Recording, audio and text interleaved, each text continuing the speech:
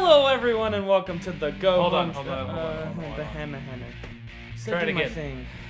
Do your thing again. Because you were really loud and it peaked. I don't know if I have enough to say. Do it again! Hello, everyone, and welcome to the Go Home Show. I am Chris Adair, and with me, as always, is this guy. Richard, tell the folks at home what the show is all about, man. This show is a show by the fans, for the fans, about anything at all in the world of professional wrestling. Whether that is the WWE, TNA, ROH, or any other ridiculous sort of wrestling thing we could possibly get our hands on. Or the newly added WWE Network. It's a discussion. It's commentary. It's an opinionated show. Except full for of we're really facts, awesome. rumors, and what have you. All in the world This is by far... of professional I wrestling. can already tell this is going to be one of the best shows. March 3rd. Monday Night Yeah, what- Raw. That's what we watched. There we go. Chi-Town. Everybody knows who's from Chi-Town. Yeah, everybody, even the WWE corporate people know who's from Chi-Town, and they made it known that they understood. Yes. So much so that they decided to play CM Punk's music to kick off the show. And who came out? Who? Because it wasn't CM who? Yeah, right? It Dark was Smoky not Monster CM 2? Punk. It was not CM Punk. Who came out? Paul Heyman. Paul Lee Dangerously. It was a good opening segment. I think the first thing that we Yeah. noticed was that homage to Yep. CM Punk. He sat Indian style in the center of the ring. And, I mean, fully addressing the CM Punk situation.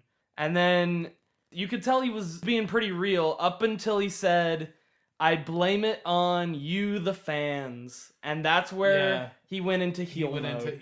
and he started. And I wasn't sure. I'll be honest. Like, what I was expecting was immediate. Like, I assumed he'd bring Punk up for like a second.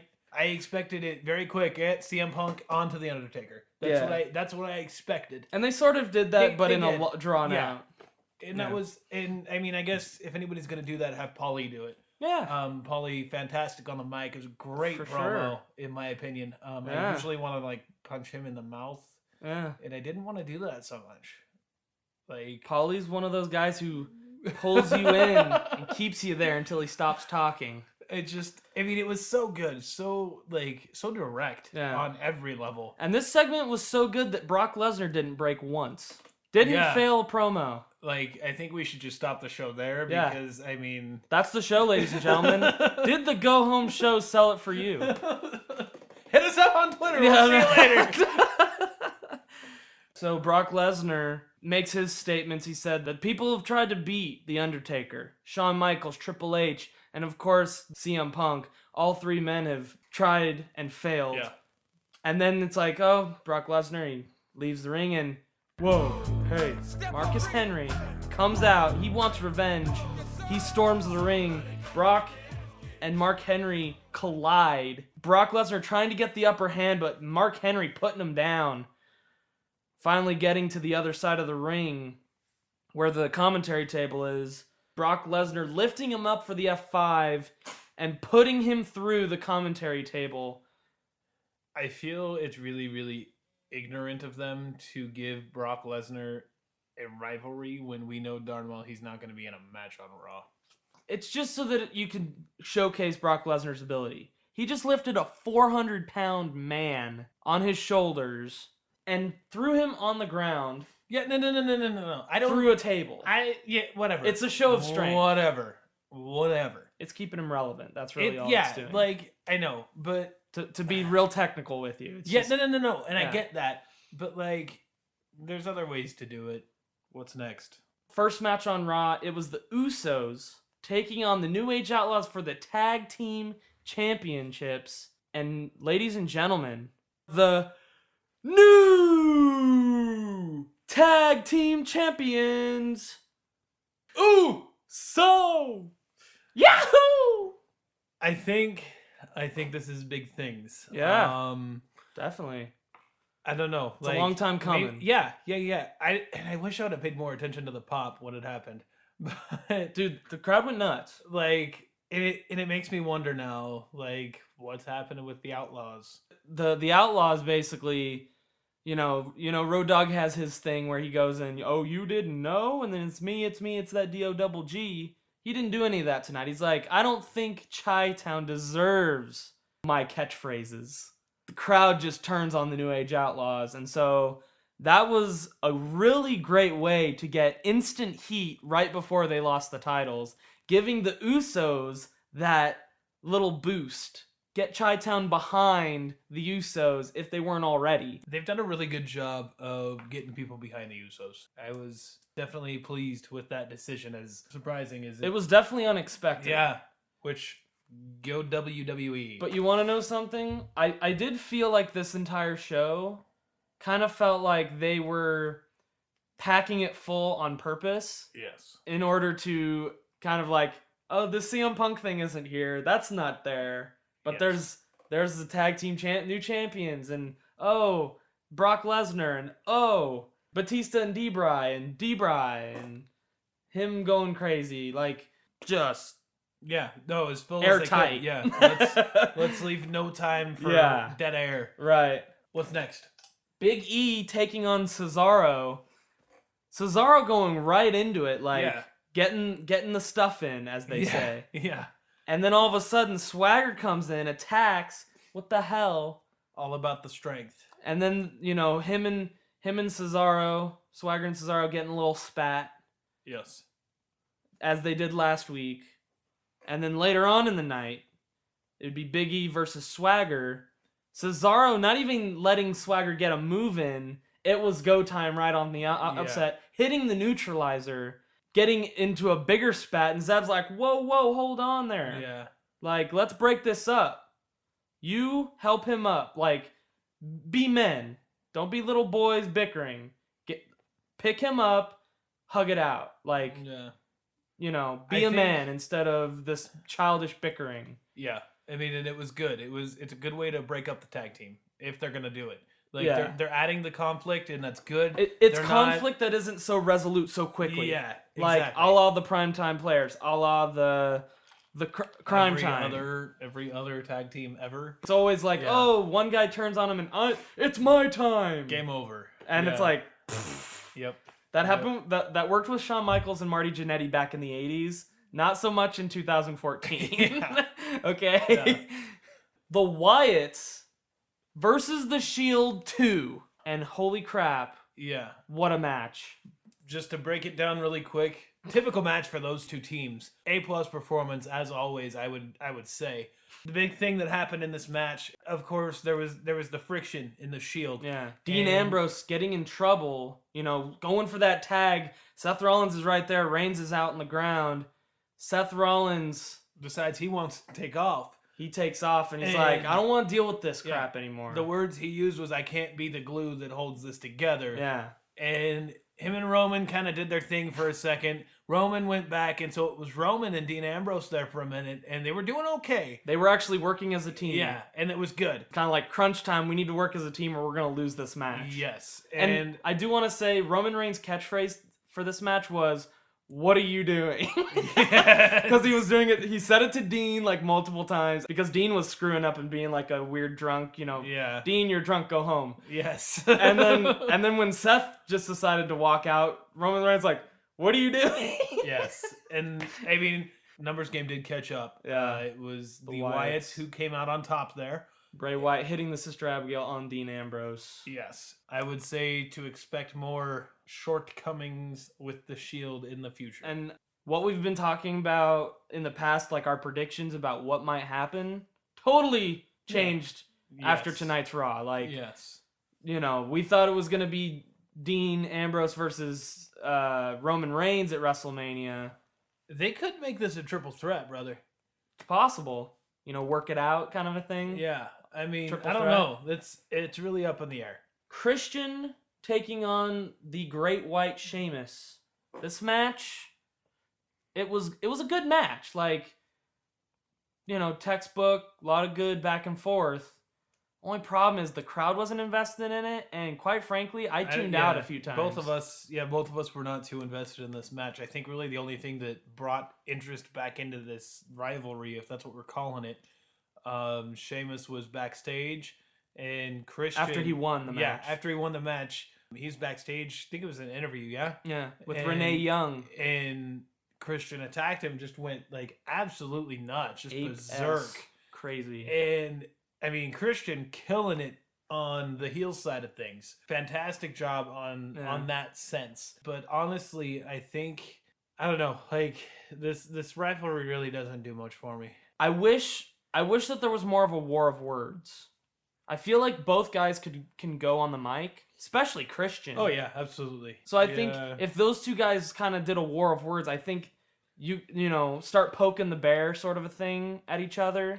I think that would really up the ante there, instead of just, oh, he attacked me, I attacked him, just this brawling thing. I like it, but I would also like to see them go at it promo to promo. Yeah.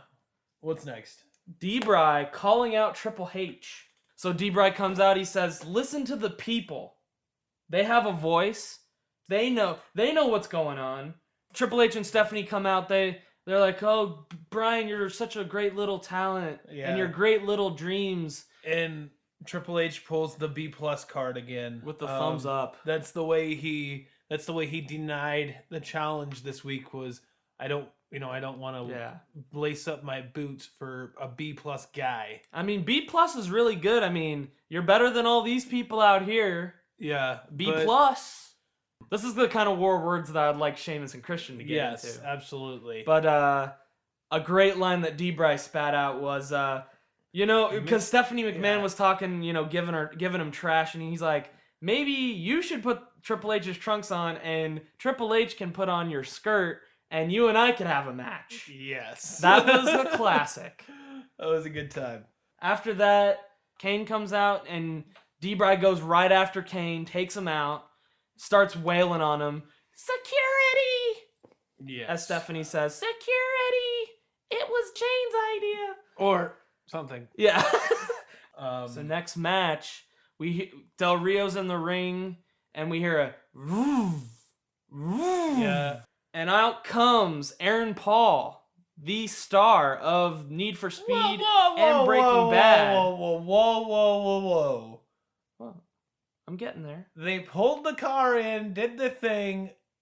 Dolph Ziggler's music hit. I was getting there, buddy. You did it in the wrong order. I was Dolph building. Ziggler No, listen. Showed up first. I was building to Dolph Ziggler because he deserves a build. Out comes the show off. I'm here to show the world. I'm here to show the world. Come on, bring it on. Dolph Ziggler coming out like a bad A. Aaron Paul on commentary. Dolph Ziggler owns Alberto Del Rio. Yes. Straight up, No fooling. Hits the zigzag and gets the pin thanks to a little Aaron Paul distraction. Yes. This might be his this is his first win in a while. Yeah, this might start moving him forward. And it was on Monday Night Raw. Woo! So we gotta hope. Yay for positive camera time. This is a hope. Me hoping that Dolph Ziggler's out of that little rut that he was in, and it started tonight on Raw, March 3rd. Absolutely it did. Next, my man, John Cena. I'll be over here. You're done. Chris is gonna go do his thing. I'm gonna have a moment here with the fans. So last week, John Cena did supposedly get injured, and so of course he hits the ramp tonight. And his leg pretty heavily taped under that brace that he wears. Makes it to the ring, does his thing, does all the sarcastic, hey, thanks for the warm welcome, even though I know that it's really not like that at all. Does his sarcastic thing for a minute, and definitely gave some props to the Chicago crowd, to the Chicago fans, I guess is a better way to put that. But then he got right down to brass tacks and just said, hey, Bray Wyatt, you think just because of last week you're in the driver's seat, you're not. And, did his John Cena thing. It doesn't really change much, unfortunately. But I've been here for the last 12 years and, and yeah, all of that. But Bray Wyatt, of course. Yeah, that Hey man, happened. Chicago. We're here. Follow the buzzards. No. I was fully engaged in this promo. When Bray Wyatt opens his mouth, you are focused on every word he says. I was like, what is he gonna say next? And even though it's very cryptic, but there's a message there. You know, you build your empire, but you're alone in your stone castle, man. Yes. And he's just basically saying that John Cena has built this empire, but he's alone. Yes. And the Wyatts are there to end his empire, to break it down, man. Yes. I love it. Yeah, no, I'm excited. I'm excited for this feud. Before we get to the main event, the posthumous induction of Paul Bearer Woo! to the Hall of Fame. Yes, I forgot about that. 2014 is looking to be one of the best Hall of Fame classes of all time. You've Absolutely. got The Ultimate Warrior, Jake the Snake Roberts, Lita, Wow! and now Paul This Bearer. guy's favorite. Definitely Lita. I can't see anyone else but Mr. Mean Mark Callis, aka The Undertaker, to induct the late great Paul Bearer. Mark Mark Calloway will show will up. come out and Yes. do his thing, maybe tell a few stories, and just be Mark Calloway. Mark Calloway. Which should be how it's done, Yeah, but we will see. yeah. Folks, we are on to Main the event. main event, which was Daniel Bryan versus Batista. Batista earlier in the night had made a statement to Renee Young in an interview that said, hey, I think the Yes Movement is absolutely one of the most ridiculous things I've ever seen. My focus is on the WWE Championship and nothing else. You guys just need to deal with it. Which apparently, New catchphrase. yes. Put it on a T-shirt. Deal And with it. so that kind of set that up. Just to kind of break the match down, typical start to the match. It spilled outside. Batista launched Daniel Bryan at Randy Orton. Which set up a long Long brawl. chain of events here. In the throw into Randy Orton. Randy Orton tries to get the RKO. Daniel Bryan, knee to the face. Knee to the face turns into Batista. Batista bombing Daniel Bryan. And keep in mind, while all of this is happening, the Authority, being Triple H, Stephanie, and Kane, are at ringside. And as it's happening, they're getting into the ring. Triple H goes to bend over Gets a Daniel little too Bryan. close. Yeah. It's a little Bends too close over to the D-Bry. and says, I'm sick of your fantasy. And in the process, Whoop-ah! Daniel Bryan reaches up and just boom! Knee in to the head, face. Or Which was foot to with the a face. boot to the head, yeah. And just fantastic moves there. But that pissed off the game. Yeah, it did. And it ended in a pedigree on Daniel Bryan. That's right. With the shot of D-Bry laid out and Triple H standing in the middle of Stephanie and Kane, which basically just leads us to believe that there will be more to come next week, but unfortunately still no settlement on the That's right. challenge to Triple H coming from Daniel Bryan, which is just a little bit upsetting. This main event, I felt like it was very old school. Yeah. Very old school kind of. There's a lot of chaos, a lot of moving parts. Yeah, they had to pack it and make it exciting so that people didn't get pissed about the fact that CM Punk wasn't there. It even went into overtime. Like, Yes. went way over the 5-minute mark. Yeah, which is good. 5 after 12 mark. So Congrats, folks. so that was it. That was That the was. show. 1 out of 10. 1 out of 10, that's right, we changed it. Yeah. gonna What would give you it- give Raw tonight? I'm going to give it just a solid 7. Really? Yeah, maybe 7.5. That's the rating I gave last week's show. Yes. 7.5. And I think it's safe to say, I think you and I look for different things. Yeah. I'm going to give it a 7. Okay. 7. Because Okay. I thought the majority of the show was A+. Yes. And there was really only little sections that was like, that doesn't belong there. Yeah. Ladies and gentlemen, now that we've given you our ratings, we've shared our opinions and our viewpoints, we've got to ask you, did the Go Home Show sell it for you? Let us know on the Twitter At The Ref Is Blind. or at Rich Country. We would love to hear from you. Give us some ideas.